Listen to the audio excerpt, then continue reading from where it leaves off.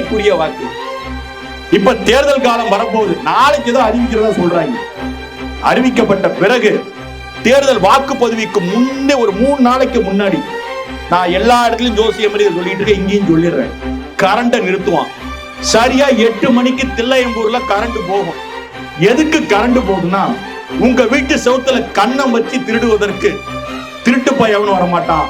அதற்கு பதிலாக அதிகாரத்தை வைத்து திருடுவதற்கு திருடர்கள் உங்கள் வீட்டு வாசப்பட்ட நிற்பான். அப்ப என்ன பண்ணுவான்?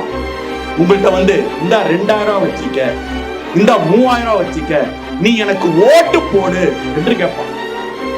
அந்த காசை நீங்கள் எண்ணி வாங்கிக் கொள்ளுங்கள், கூடுதலாக கேட்டு பெற்றுக் கொள்ளுங்கள் மக்களே. ஆனால் உங்கள் வாக்கினை விட்டு விடாதீர்கள்.